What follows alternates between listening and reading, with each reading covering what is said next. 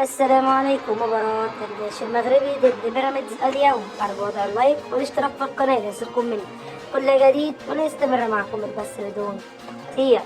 أكد باتشيكو أنه يعلم كل شيء عن الفريق المغربي. مباراة الدور الأول كانت قوية وبيراميدز كانت أفضل والأحق بالانتصار لولا بعض الأخطاء في التمركز خلال الضربات الثابتة، والتي حسمت في النهاية اللقاء بالتعادل، ومشيرا إلى أن مواجهة الأحد ستكون مختلفة وسيظهر بيراميدز بأفضل حالاته بعد تحليل المنافس بكل أحواله ومعرفة كل نقاط القوة والضعف به، ويثق في النهاية أن الفوز سيكون في صالح بيراميدز. إسلام عيسى وفخري لكاي بجانب بلاتي توريه للإيقاف، ولكنه في النهاية يثق في كل المجموعة المتواجدة في المغرب وقدرتها على تقديم أفضل ما لديها في مواجهة الفريق المغربي. وعن موعد المباراة، تسبب تعديل السلطات المغربية الساعة في البلاد مع حلول شهر رمضان المبارك في تأخير انطلاق مباراة الجيش الملكي المغربي وبيراميدز في خامس جولات دور المجموعات من بطولة كأس الكونفدرالية الإفريقية، طبقا بتوقيت القاهرة، لتصبح في 10 مساء بدل من 9 مساء. يعني ستصبح